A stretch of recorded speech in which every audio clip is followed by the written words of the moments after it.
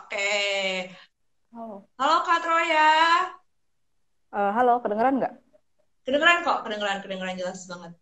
Oke, halo Kak. Halo, Apa kabar?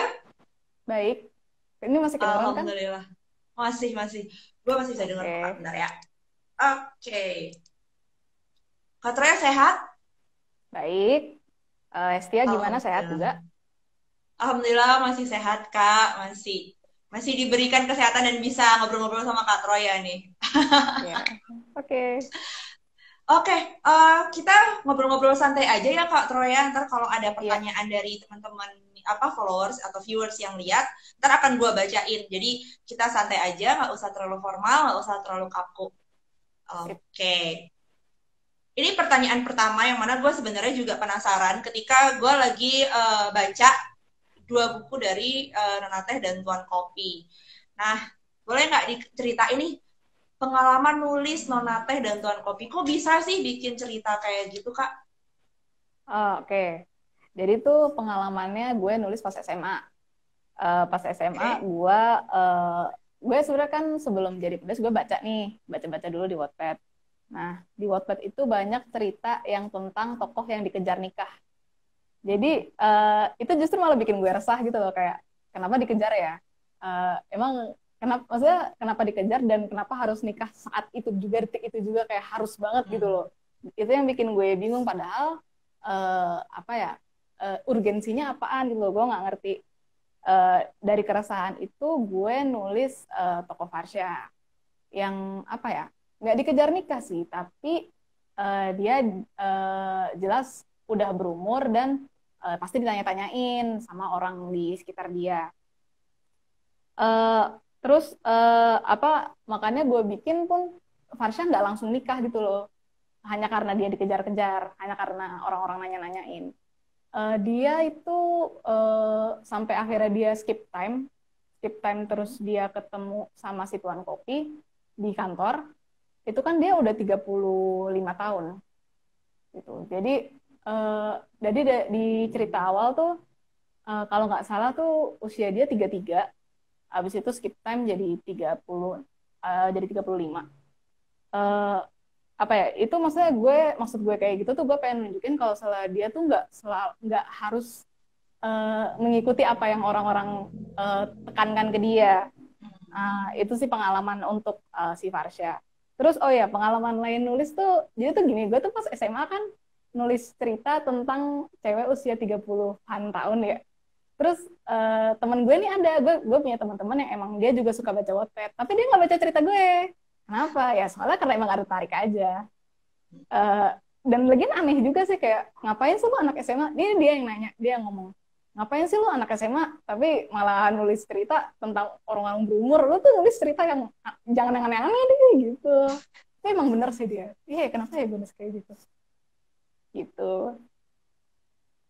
Oh Oke, ya nah terus, gue penasaran. Oke, lanjutin dulu Troya, oh nggak ya, apa-apa. ini gue ngirim, abis dari itu kan gue kelar nih naskah nih, terus gue ngirim ke penerbit, terus digantungin tuh lebih dari 4 bulan. Terus apa, nah sebelum 4 bulan ini sebenarnya apa, kata depan tuh udah nawarin, tapi gue kayak masih nunggu aja gitu, soalnya kan masanya kayak 3 bulan 4 bulan gitu. Terus setelah 4 bulan nggak ada kabar, ya udah baru di situ gue tahu oh ini memang digantungin, jadi ya udah gue pindah ke apa, gue nerima tawaran dari kata depan. Itu sih, itu aja. Oke, nah gue penasaran nih, kan lo ternyata nulis ketika masih SMA, tapi tokohnya si Farsha itu udah 30 something gitu ya. Ya. Gimana caranya lo bisa bikin karakter seperti itu? Riset atau lo jangan-jangan punya teman dekat yang usianya juga sama dengan Farsha? Kalau usianya sama sih, oh ya riset ya. Kalau riset tuh dengan ngobrol sih, ngobrol sama orang yang jauh lebih tua daripada gue. Ngobrol terus apa lagi ya? Ya baca-baca cerita cerita orang juga. Terus kayak gue tuh suka kadang kayak di media sosial tuh kayak ada orang suka curhat gitu. Kayak tiap hari orang curhat di media sosial gitu loh. Dan dari situ sih. Jadi risetnya dari situ. Gitu. Oke. Ngerasa kesulitan gak sih? Kan SMA kan ya belum, mungkin problematika hidupnya masih belum banyak gitu ya. Terus lo nulis Mm-mm. yang dimana dalam cerita Nona Teh dan Tuan Kopi ini Farsha punya berbagai macam problematika hidup gitu. Lo ngerasa susah nyari apa namanya kesinambungan antara sama lain, atau malah ya udah lo bisa bikin problem itu tanpa banyak apa effort yang harus dikeluarin. Iya, effortnya banyak sih. Soalnya sebenarnya effort yang paling tinggi itu adalah yang pertama di kerjaan kantor, terus yang kedua di ini masalahnya Regen di buku kedua di Arkais. Terus apa ya? Tadi tadi lo, sorry lo nanyanya apa tentang apa Kalau bisa, problematikanya ya? iya, kalau bisa menciptakan problematika orang 30-an padahal lo waktu itu masih SMA gitu. Oh ya, ya itu tuh yang pertama karena yang tadi itu apa gara-gara gue ngobrol ngobrol sama orang yang jauh lebih tua. Terus selain itu ya riset juga dengerin curhat orang gitu. Oh, oke. Okay. Dari curhat orang ternyata lo terinspirasi untuk bikin ini apa dulu? Bikin tokoh dulu apa bikin ceritanya dulu kalau dengar curhatan orang? Kayaknya nyambung deh kayak orang kan cerita ada plotnya gitu loh. Hmm, hmm. Ya jadi kayak Jadi gitu sih. dari situ. Oke. Okay. Mm-mm. Nah, ketika lo pertama kali nulis si Nonateh itu di Wattpad kan, gimana Ya. respon orang-orang atau pembaca-pembaca terhadap naskah-naskah lo waktu itu, naskah si Nonateh yang belum lo masukin ke penerbit? So far responsnya cukup baik sih. Gue juga apa ya? Ada kritik saran, kayak standar gitu loh, kayak uh, ada yang suka, ada yang ngasih kritik saran, ada yang nggak suka, kayak standar aja kayak gitu. Dan lo juga Responsnya, terbuka. iya, Lo iya, juga terbuka terhadap itu. uh, iya, karena kan apa ya, ada hal-hal yang emang nggak gue tahu, maksudnya kayak walaupun udah gue riset, kali aja salah. Gue tuh paling parno pas waktu gue ngepost bagian si Regan masa lalunya Regan itu gue parno Hmm. soalnya gue takut ada yang salah. Gue udah nanya sih ke Hmm. temen gue sama ke orang-orang yang emang di ahlinya kayak psikologi anak psikolog anak gitu, tapi apa ya, ya pada akhirnya gue takut salah gitu karena kan yang nulis gue, meskipun gue udah nanya-nanya pada akhirnya yang nulis gue gitu. Terus apa ya, eh problem tadi sorry, tadi pertanyaannya tentang problem apa di pas waktu posting di WhatsApp kan. Iya, Nah, apakah ada masukan atau ada kritikan? Gimana respon iya, teman-teman itu sih terhadap masalah cerita yang lo? tadi itu aja. Iya. Oke. Nah, ini ada satu pertanyaan ada yang nanya dari viewers, berapa lama Troya melakukan riset terhadap untuk bikin cerita si Nonate dan Tuan Kopi ini? Kalau misalnya untuk ceritanya sendiri memulainya sih nggak banyak ya. Kayak cuma denger-dengerin orang. Gue nggak bisa ngitung sih berapa lama gue dengerin orang cerita. Kayak itu udah dari lama gitu loh. Dari bertahun-tahun ya gue suka dengerin orang cerita aja gitu. Terus kalau kalau misalnya ngomongin riset yang menurut gue beneran riset tuh ya pas di masa lalunya Tuan Kopi ini. Itu gue risetnya 2 bulan. 2 bulan Wow. hanya untuk mm, tahu tentang apa MAOA. Udah. Gue karena kan MAOA yang itu namanya apa? Sorry, MAOA itu monoamino apa, Kak? oksidase A. Oke, Itu itu ya itu teman-teman baca jadi aja udah ya. belajar. Ya. Baca aja ya di Arkais. Soalnya penjelasannya emang lumayan lumayan sih. Jadi itu sebenarnya poinnya gini yang gue bingungin. Kan gue mau bikin cerita di mana Regan ini punya genetik psikopat. Psikopat itu genetik. Tapi tepatnya tuh apa gitu loh. Apa genetiknya tuh apa? Kayak bentukannya tuh apa? Oh ternyata setelah setelah gue cari-cari baru setelah 2 bulan, karena sebenarnya 2 bulan ini gue lama karena yang pertama gue nggak terbiasa dengan bahasa Inggris yang akademisi, kan gue bacanya pakai baca jurnal tuh. Terus gue pas SMA juga bukan anak yang ilmiah banget gitu loh. Jadi gue nggak rajin baca jurnal, kayak cuma tahu aja tapi gue nggak baca gitu. Terus jadi gue tuh 2 bulan tuh untuk menyesuaikan diri sama bahasa Inggris sama akademisi. Terus untuk beneran nyari tahu nih sebenarnya genetika tuh apa sih? Oh ternyata itu adalah enzim MAOA dalam tubuh manusia yang termutasi. Gitu. Jadi kenapa bisa ada genetik psikopat itu tepatnya tuh apa? Itu salah satunya. Oh, wow. Nah, setelah riset, apakah langsung nulis atau gimana tuh? Atau masih ngumpulin lagi, atau masih dulu perlu dengerin, atau gimana? Kenapa?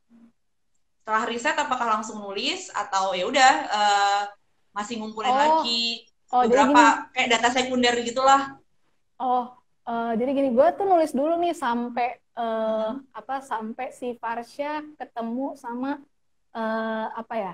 Itu tuh dia ke apartemen Regan tapi Regannya lagi ke Jerman.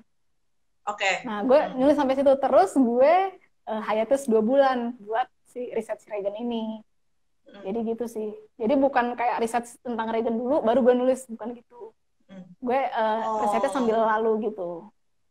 oke, oke, oke. Jadi apa ya, bisa dibilang agak sistematis ya ternyata. Lo nulis Uh, pakai riset, pakai baca jurnal-jurnal akademik yang dimana itu menjadi sebuah tantangan baru buat lo dalam iya. menulis.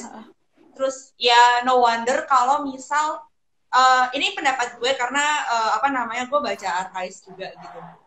Menurut gue lu rapi banget untuk bisa membangun si masa lalunya si Regan dan logis.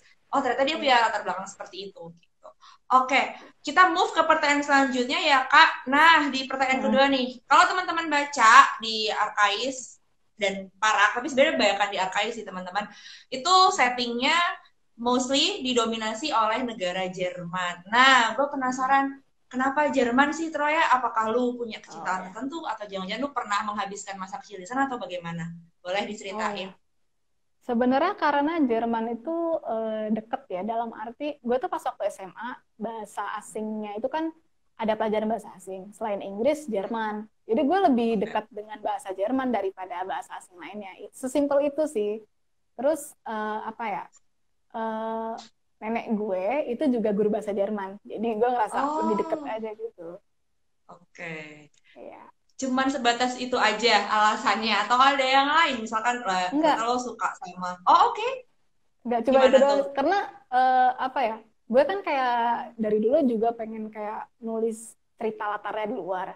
Tapi kayak Mm-mm. gue milih dong mana ya di antara semua negara-negara di luar negeri. Tapi kayaknya mending yang deket-deket dulu aja deh. Apalagi kan ada yang bahasa asingnya. Tentu bahasa asing tuh gue bisa googling. Tapi dulu tuh kalau nggak salah tuh Google sering nggak akurat ya. Jadi gue karena gue udah belajar bahasa Jerman, udahlah ini aja Jerman aja gitu. Oh, oke. Berarti teman-teman kalau misalkan memang ingin tahu seperti apa sih Troya ini menggambarkan kota Jerman yang menurut gue itu realistis, tapi juga lovable sih, menurut gue lovable gitu. Jadi uh, mending baca di Arkais karena di Arkais itu lebih banyak penggambaran soal kota Jerman gitu. Nah, terus lo melakukan riset terhadap kota tersebut via apa? Apakah cuma internet atau sempat nanya-nanya sama teman-teman yang udah pernah ke sana? Iya, gue nanya sama salah seorang teman yang pernah tinggal di sana. Mostly sih lewat internet ya, tapi juga nanya ke dia gitu, ke teman gue ini. Itu aja sih.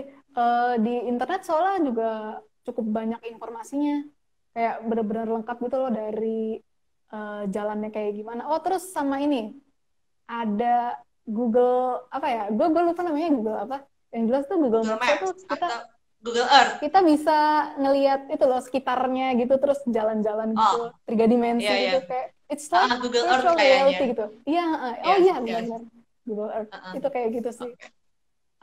Jadi Troya juga sempat jalan-jalan ke Jerman Lewat menggunakan Google Earth. Google Earth. Iya kan? Iya Kita anggap iya seperti tapi itu. seru loh bagus gitu. Dan itu tertuang menjadi satu deskripsi yang cukup detail. Kalau teman-teman nanti baca bukunya yang Akais, buat teman-teman yang belum baca, di buku kedua, itu lebih banyak penggambaran soal kota salah satu kota yang menjadi tempat tinggal masa lalunya si Regan, itu si Tuan Kopi. Gue ada yang kelupaan tadi Troya, sorry. Nah, kenapa lo ngasih judulnya Nona Teh dan Tuan Kopi? Karena tokoh ceweknya suka teh dan cowoknya suka kopi, simpel itu sih. Gitu doang. Oh tapi iya itu doang. Oh tapi ya judulnya ini udah jadi wangsit dari sejak gue SMP sih. Wangsit dalam arti gitu? Apa ya? Gue lupa gue baca apaan dulu, entah judul, entah suatu deskripsi yang kayak nona bla bla bla dan tuan bla bla bla. Tapi nonanya ini gue lupa, jelas kayak ngambil nama makanan kayak gitu loh. Terus kayak ih kok lucu ya, gue pengen kayak gitu. Terus gue jadi kayak terilham aja gitu, oh Nona Teh dan Tuan Kopi. Tapi terus gue ngeliat ada nggak ya yang udah bikin kayak gini, oh belum ada. Tapi itu pas waktu SMP dan gue baru nulis nulis judul kayak gitu pas gue SMA. Jangan-jangan ide ceritanya itu lo udah punya dari SMP, terus baru punya keberanian untuk nulisnya SMA. Oh, oke. Ide ceritanya kayak gue cuma kayak ngide doang gitu loh, ngide judul kayak gitu-gitu sih. Gue emang kalau misalnya ide tuh kayak gitu. Ide tuh apa ya, nggak melulu langsung plot, langsung karakter. Kadang tuh cuma dialog, cuma judul atau cuma judul chapter kayak gitu sih. Nah, gue tertarik nih sama yang tadi lo bilang, lo kadang-kadang kalau ngide cuman baru chapternya doang, atau dialognya doang, atau jangan-jangan lo baru kepikiran tempat tapi udah di kepala, jangan-jangan udah punya ide cerita. Nah, gimana caranya lo ngembangin apa ya, bisa dibilang opening line tadi itu lo, gimana lo bisa ngembangin tadi ide-ide yang kecil-kecil tersebut, akhirnya lo kembangin jadi sebuah cerita, entah jadi satu paragraf kah, atau malah bisa beneran jadi satu novel. Itu bisa diceritain nggak gimana caranya? Ini ngomongin gimana cara gue versi dulu atau gimana cara gue versi sekarang? Karena beda. Oke. Kayaknya gimana kalau misalkan proses, lo pasti punya proses pembelajaran kan ketika menulis itu di masa lalu dan sampai sekarang lo tetap jadi penulis gitu. Oh, boleh nggak benar prosesnya? Mungkin perbedaannya dulu ya. Kalau misalnya dulu tuh gue tipe yang mungkin karena Nona Teh dan Tuan Kopi juga cerita pertama, maksudnya cerita original pertama gue gitu loh. Gue tuh tipe yang ya udah semuanya dikeluarin gitu loh. Semua ide gue dikeluarin, jadinya berantakan sebenarnya. Dan baru dirapi-rapiin tuh setelah editing. Ini gue Nona Teh dan Tuan Kopi self editnya 3 kali. Terus diedit sama kata depan ya sekali itu baru apa ya, baru menurut gue cukup rapi gitu. Kalau yang sekarang proses nulisnya itu jadi ide-ide tuh pasti gue tulis di catatan, tapi nggak semua ide itu langsung dituangkan ke cerita karena nggak semua ide itu apa ya matang gitu. Untuk membuat ide matang harus ada persyaratan sebuah cerita ditulis. Nah, gue punya beberapa persyaratan sebuah cerita ditulis. Yang pertama itu, cerita itu punya characters arc. Characters arc itu maksudnya perjalanan bagaimana suatu karakter dari awalnya dia apa yang menjadikan dia sebagai dia sekarang sampai dia yang sampai di tamat, sampai cerita tamat. Itu characters arc. Terus characters dynamic. Maksudnya dinamika karakter dengan karakter-karakter lainnya. Hubungannya dia sama tokoh-tokoh lainnya tuh apaan sih? Gitu. Terus sama world building. World building itu ya universe-nya si tokoh ini tuh apa? Sistemnya kayak gimana? Apa yang membedakan universe dia dengan universe di tokoh-tokoh lainnya? Kayak gitu.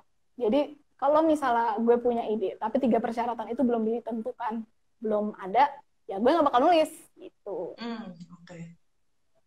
Jadi itu tadi teman-teman bisa sedikit dicontek ya caranya Kak Troya, characters arc, characters dynamic, sama world building ya. Oke, jadi 3 itu mungkin bisa menjadi penentu apakah nanti sebuah ide yang tiba-tiba muncul di kepala bisa dikembangkan menjadi sebuah cerita gitu ya Kak ya. Iya. Apakah itu termasuk ketika ini penting juga buat buat orang-orang yang suka sering muncul gitu loh idenya. lagi nulis apa terus muncul ide bla bla bla bla. Nah itu biasanya gue sering nemuin yang kayak gitu. Nggak apa-apa sih sebenarnya itu normal.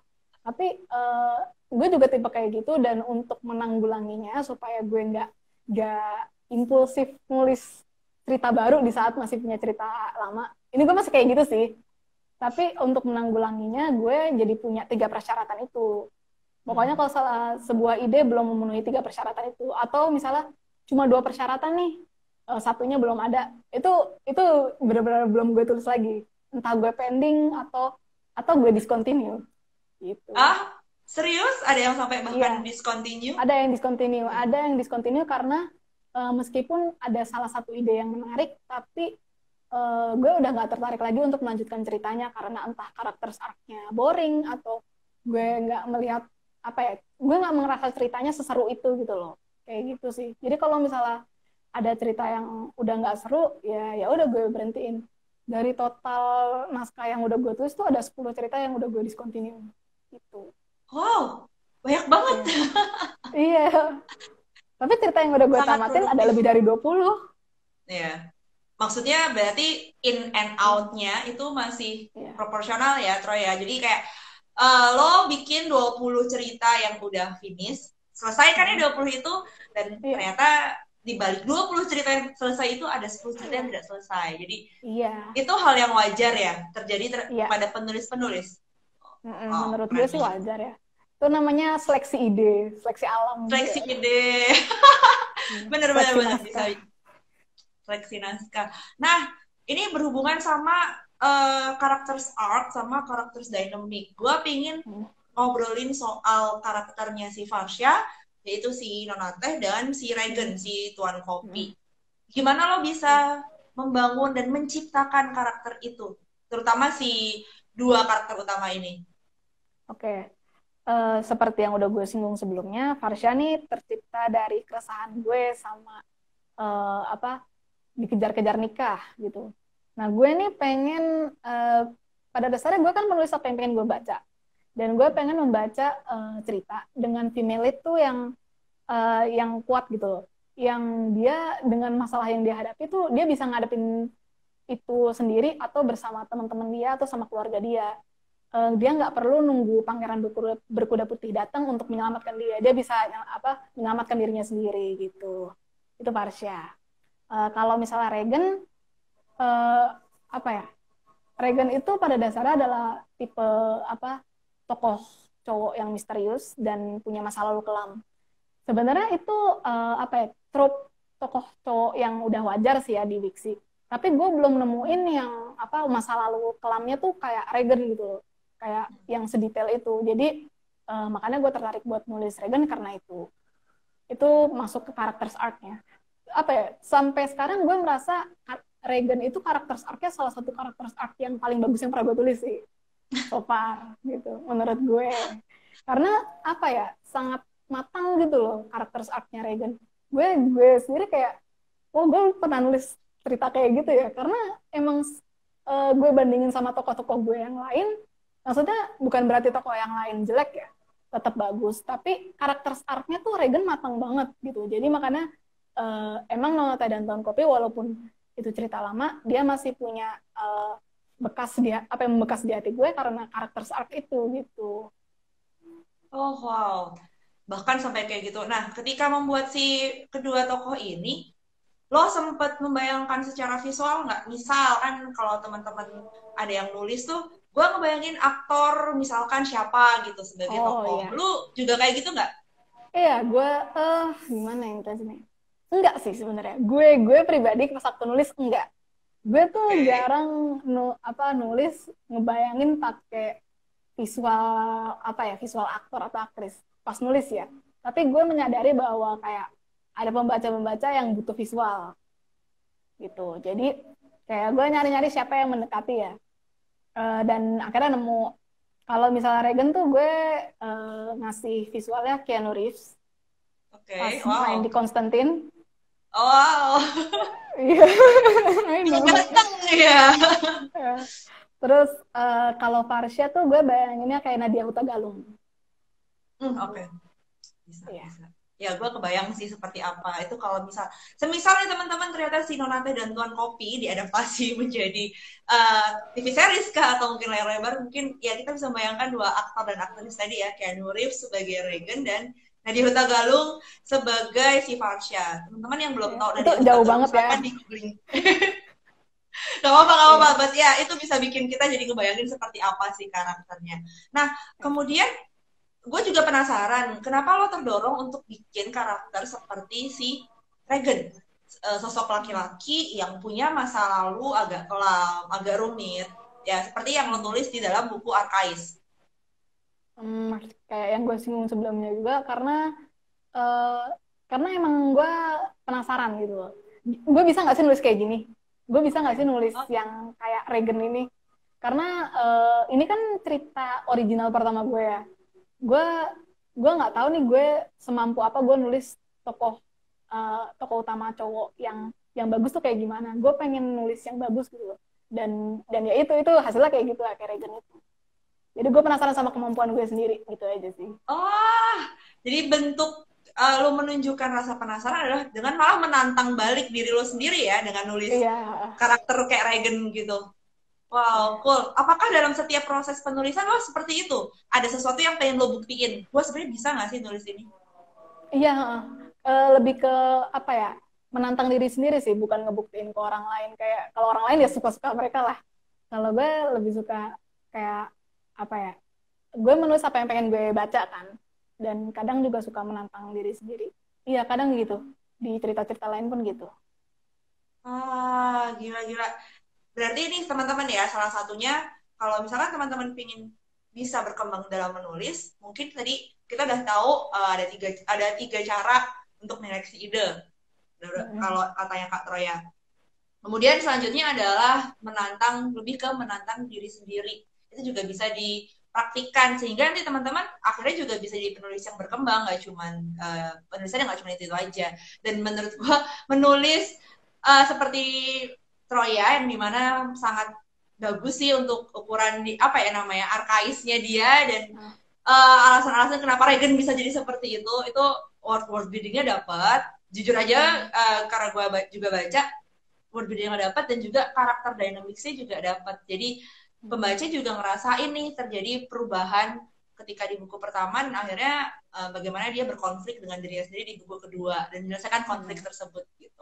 Ya kan kalau nggak salah di Arkais itu pokoknya ada bagian-bagian di mana si Regan-nya mempelajari dirinya sendiri gitu. Akhirnya dia menyadari dirinya sendiri. Betul. Oke. Gue lanjut ke pertanyaan selanjutnya. Oh ya, teman-teman kalau misal masih mau ada yang menanyakan dan tadi belum sempat kami berdua bahas, silahkan tinggalkan pertanyaannya di kolom komentar.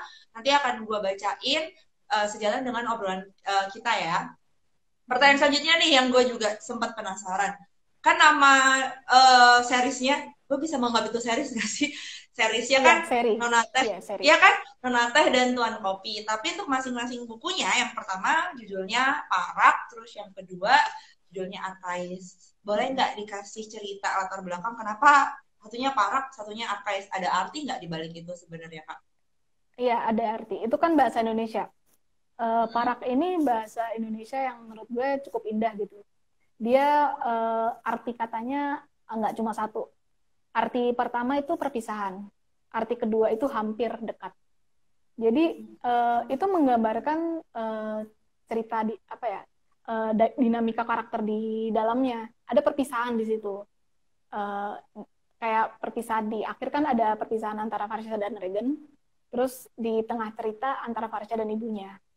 Terus hampir dekat. Ya emang mereka hampir dekat gitu loh. Si tokoh Regan dan tokoh Farsha ini. Sementara untuk Arkais itu artinya berhubungan dengan masa lalu. Makanya ada hampir setengah cerita tuh, setengah buku tentang masa lalunya si Regan dan kedua orang tuanya gitu. Jadi terinspirasinya ya itu gue nyari katanya emang dari itu sih, dari makna ceritanya itu. Apakah sempat buka kamus jangan-jangan? Iya dong pastinya. Ini gue nggak kamus coy untuk. Oh wow, cool. Bahkan untuk sebuah cerita dia aja bawa-bawa kamus gitu. Oke, ini Ya. ada pertanyaan dari salah satu viewers. Gue akan mengkaitkan dengan konsistensi. Jadi, ketika Hmm. lo nulis si Nona Teh dan Tuan Kopi ini, lo Mm-mm. konsisten nggak? Atau jangan-jangan seminggu lo ada waktu emang cuma 2 hari buat nulis, tapi minggu depannya bisa-bisa nggak ada waktu. Gimana tuh waktu nulis Nona Teh dan Tuan Kopi? Hmm, gue gue kayaknya standar di seminggu sekali gue update, biasanya seminggu sekali atau enggak 2 minggu sekali. Eh, Mungkin itu dibilangnya gue anggap cukup konsisten sih. Gimana caranya supaya konsisten? Ya itu 3 persyaratan cerita harus dipenuhi. Kalau misalnya gue nggak excited sama cerita gue sendiri, ya gue nggak akan bisa konsisten gitu loh dengan hal itu. Ya makanya untuk nulis cerita buat gue ya itu tadi harus ada 3 persyaratannya. Karena kalau enggak, biasanya ceritanya gue berhentikan di tengah jalan atau gue pending gitu. Hmm, Kalau oke. misalnya ya, Hmm? kalau misalnya pun gue stuck di NTDTK, ya biasanya gue Hmm. hiatus doang, kayak pas nulis di Wattpad tuh gue kan 2 bulan hiatus. Gue nggak konsisten itu, gue nggak tahu itu disebutnya konsisten atau enggak. Ya gue tetap tetap apa ya, tetap dalam artian kata berproses menulis gitu loh. Cuma kan gue nggak posting cerita apa-apa nih, nggak posting chapter, tapi tetap tetap aja gue konsisten gitu loh untuk nyari tahu, untuk bisa memecahkan misteri ini tuh sebenarnya apa gitu loh, ceritanya Regen tuh apa harus sematang apa kayak gitu sih.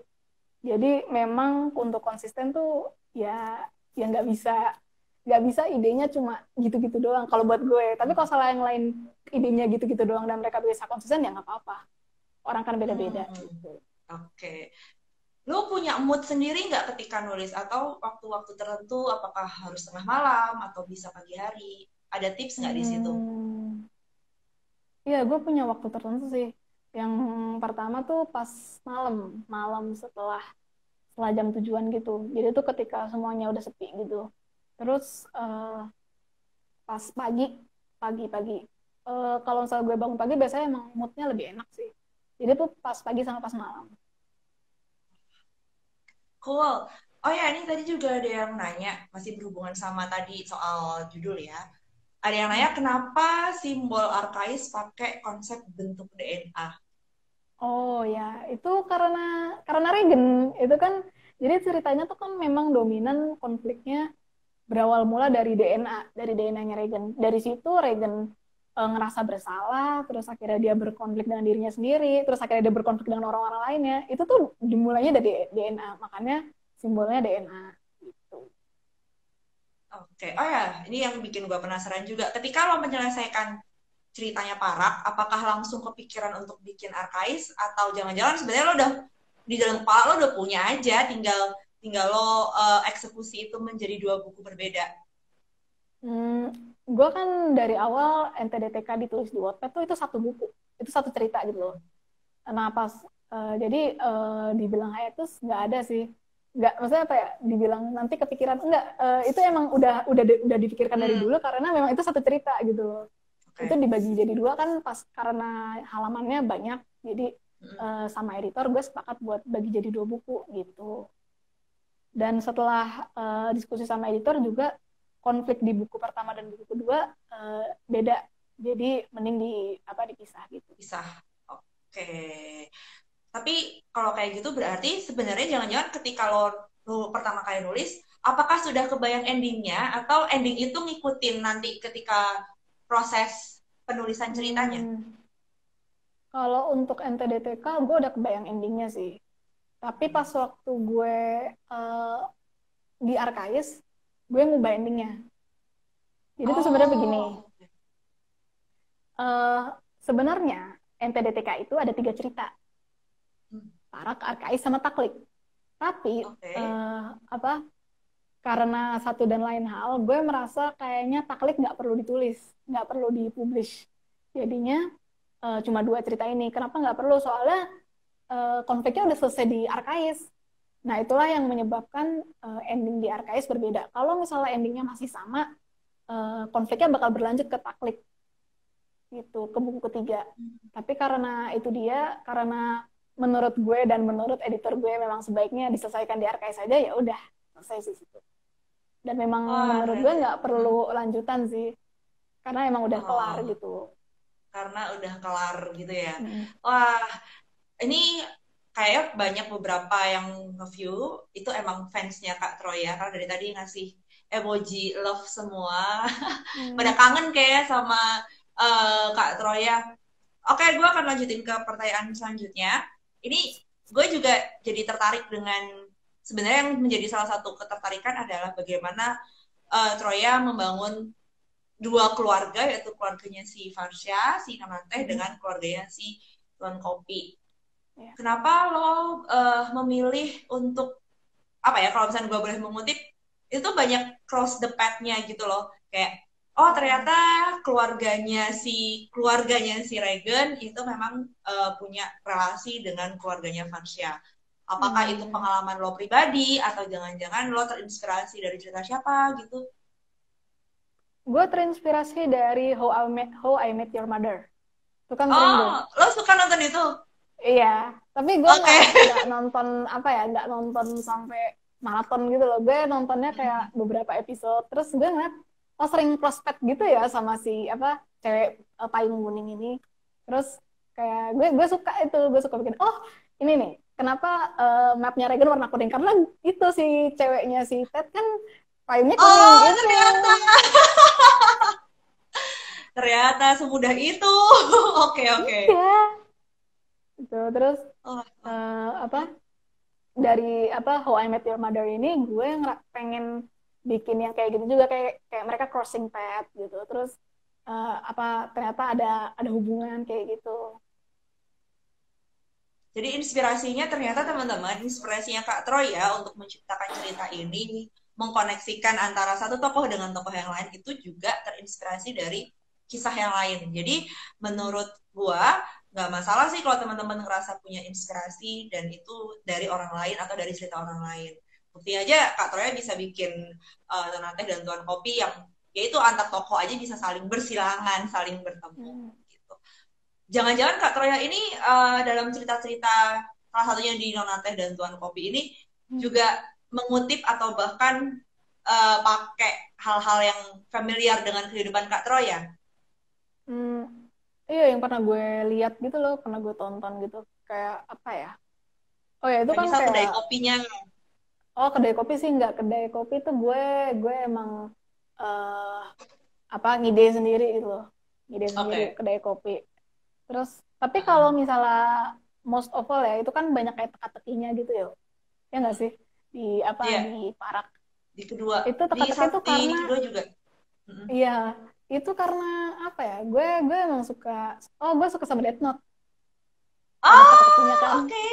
Iya, Iya, iya iya, gue iya. suka itu. Jadi makanya Jadi gue ada kayak banyak unsur yang lo iya, masukin ke dalam buku dan itu sebenarnya refleksi dari kesukaan lo berarti. iya. Heeh. Jadi emang Oh. karena pada dasarnya suatu cerita tuh menurut gue ya mustahil inspirasinya cuma satu, mustahil. Gue gak bisa, maksudnya ada tiga persyaratan nih, karakter dynamic, karakter arc, sama world building. Gimana ceritanya inspirasinya tuh cuma satu tuh gimana gitu, gak mungkin gitu. Jadi makanya gue kalau misalnya sejak kapan ya, sejak 2019 gue tuh kalau saya nulis di Wattpad selalu nulis inspirasi ceritanya tuh dari apa. Biasanya kayak gue sebutin apa-apa aja gitu Hmm. inspirasinya.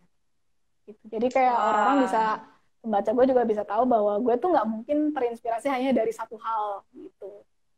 Pasti terinspirasi dari hal-hal lain juga.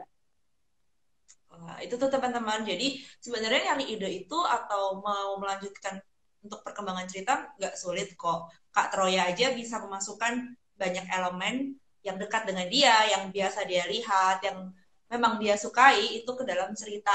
Dan tadi Kak Troya juga bilang agak nggak mungkin kalau misal seseorang bikin cerita terinspirasi cuma dari satu hal doang. Pasti ada refleksi-refleksi lain. Kalau kayak gitu, Kak, apakah Farsha ini adalah refleksi lo sebenarnya atau gimana? Enggak, refleksi pemikiran karena keresahan gue iya, tapi kalau misalnya secara kepribadian sih enggak. Gue Oh, apa ya, agak agak menyangsingkan sih soalnya eh, apa Farsha itu lebih kayak gabungan dari curhatan-curhatan orang gitu loh. Dan gue membuat female lead yang kuat dan bisa menghadapi hal-hal itu, masalah-masalah itu gitu. Cukup keren juga sih sebenarnya teman-teman, karena uh, mungkin sampai saat ini ya, ketika orang-orang atau perempuan yang seusia Farsha udah 30 lebih, sudah sukses kalau dalam ceritanya itu, kayak ya dia kerjanya enak, apa namanya, udah nggak perlu mikirin yang lain-lain lagi gitu, tapi kenapa sih kok belum nikah? Nah, di dalam ceritanya si Nona Teh dan Tuan Kopi, kalau misalnya teman-teman mau baca sampai selesai, sampai si buku Arkais, bakal apa ya, terlihat bahwa Farsha ini memang ya kayak katanya Kak Troya, dia sebodoh amat sebenarnya sama perkataan orang yang lo nyari apa lagi, tinggal nikah doang apa susahnya kayak gitu. Ternyata ada berbagai macam pemikiran-pemikirannya si Farsha ini yang bisa sebenarnya kita contoh sih. Bagi teman-teman yang misalkan bacaannya ngerasa kalau wah gue udah umur segini, udah late 20s misal, tapi udah diminta buat nikah. Coba deh baca si Nonate dan Non Kopi.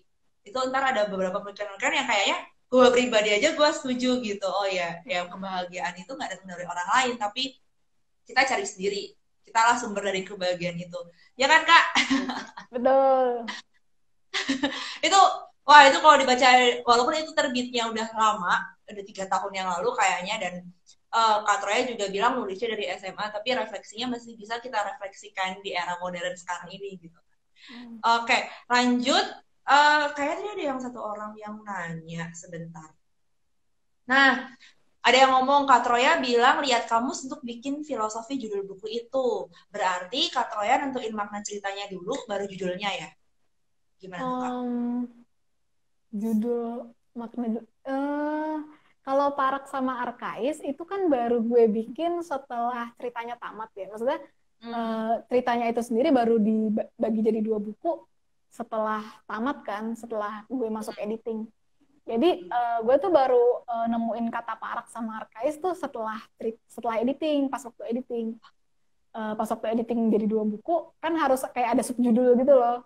Jadi untuk membedakannya ya gue cari sendiri subjudulnya apaan kayak gitu. Dan apa ya, kalau misalnya ceritanya cuma apa ya, bener-bener dijadiin 1 buku, nggak jadi 2 buku, ya jadinya ya Norte dan Tuan Kopi aja, nggak pakai Parak sama Arkais gitu. Itu jadi jatuhnya prosesnya gue kalau misalnya untuk NTDTK ya gue nulis dulu baru gue nentuin subjudulnya gitu, nentuin maknanya. Itu lebih enak sih sebenarnya.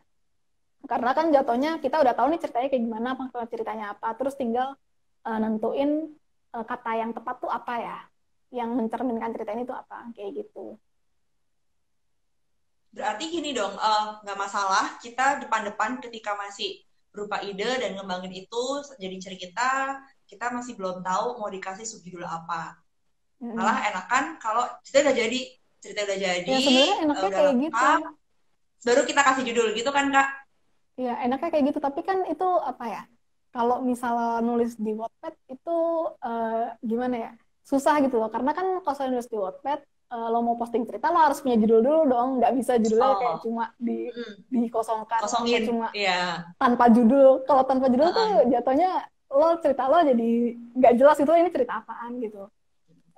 Walau boleh kayak gue pernah deh beberapa kali kayak nulis cerita di Wattpad, awalnya judulnya apa, terus pas waktu pertengahan cerita kok kayaknya kurang cocok gitu loh, jadi gue ganti jadi judul lain gitu nggak apa-apa sih menurut gue. Yang penting menurut gue judul tuh harus mencerminkan jiwa dari cerita tersebut. Wah, ada pertanyaan menarik lagi dari viewers. Siapa tokoh favorit Kak Troya di Nona Teh dan Tuan Kopi? Nah, boleh dong ceritain. Tokoh utamanya Farsha sama Regen. Oh, gak gitu sih. Karena gue memang itu dekat sama lo. Karena apa ya? Bukan sih, lebih ke karena gue sudah mencurahkan waktu dan tenaga gue untuk menulis karakter arc mereka sedemikian rupa gitu loh. Dan gue cukup bangga dengan hasil kerja gue gitu. Maksudnya gue waktu itu SMA loh. SMA gue nggak kepikiran SMA bisa kayak gitu. Sekarang setelah ngelihat yang lalu gitu, ya gue cukup bangga dengan apa yang gue tulis pas SMA, walaupun memang mungkin nggak sempurna ya, tapi Tapi gue cukup bangga dengan apa yang udah gue kerjakan gitu. Jadi ya Farsha dan Regan tokoh favorit gue. Oke, nah ini sisa tinggal sebentar. Tinggal 10 menit lagi nih, Kak. Nah, teman-teman, sebenarnya di balik obrolan kami berdua soal Ternate dan Tuan Kopi, ada sesuatu yang ingin gue tanyain. Ini semacam uh, apa ya, kayak menggodain Kak Troya. Nah, sebenarnya nih Kak, jangan-jangan lo sendiri menyimpan cerita tambahan atau jangan-jangan sebenarnya lo mau nambahin lagi nih beberapa chapter soal hubungan antara Farsha sama Regan. Ada kepikiran gitu nggak sih, Kak? Gue nulis extra chapter Regan dan Farsha. Extra chapternya itu tentang gimana andai kata mereka ketemu, andai kata mereka seumuran, dan andai kata mereka ketemu di masa lalu ketika mereka sedang SMA. Gitu. Gue nulis cerita itu. Cuma one shot sih, jadi kayak satu chapter tamat. Terus kalau misalnya rencana tentang cerita ke depannya sih, gue nggak berencana nulis cerita tentang Farsha dan Regan ya. Tapi gue ada kepikiran doang. Gue nggak nulis sama sekali. Untuk nulis ceritanya Hartanti. Dan Hartanti ya. Ini adalah ibunya Farsha, iya bukan sih? Okay. Iya, ceritanya Hartanti pas waktu awal-awal dia masih gadis, terus dia nikah, terus sampai akhirnya dia ketemu Awan. Itu sih. Gue kepikiran aja sih. Gue belum eksekusi karena memang ide tersebut belum memenuhi 3 persyaratan gue yang tadi disinggung. Gitu. Betul. Oke. Nah, sebenarnya nih teman-teman yang lagi ngelihat Instagram Live sore ini, extra chapter itu katanya udah mau dimasukin ke kata depan ya, Kak ya? Udah gue kirim ke editor gue yang sekarang. Udah gue kirim, udah dia save, udah kelar.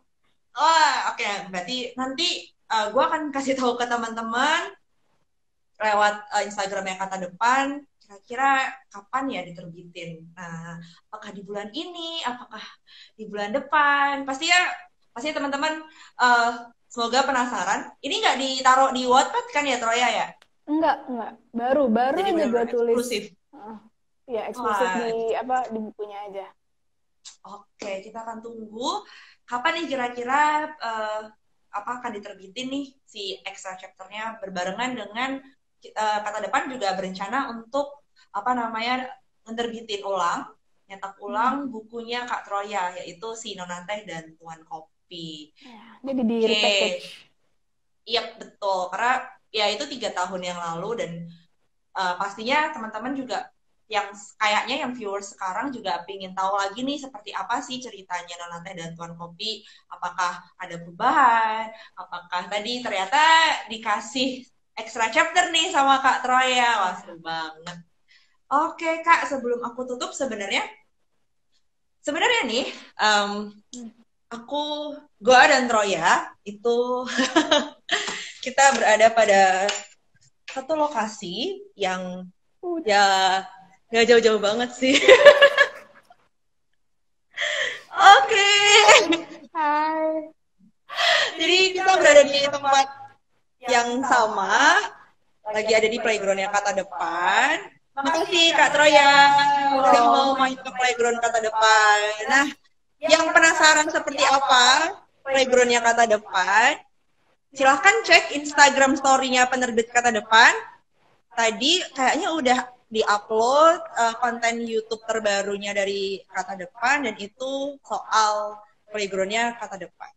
Oke, terima kasih Kak Troya. Sampai ketemu.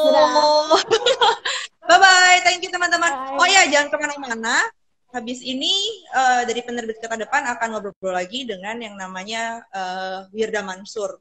Nah, yang penasaran seperti apa Wirda Mansur, nanti ada tim dari Kata Depan, editornya Kata Depan yang bakal ngobrolin soal gimana menjaga mimpi di masa yang sulit. Oke, terima kasih buat semuanya yang nonton. Sorry kalau misalnya masih ada kesalahan. Dan semoga nanti teman-teman bisa ikutan pre-order untuk extra chapter-nya si Nona Teh dan Tuan Kopi.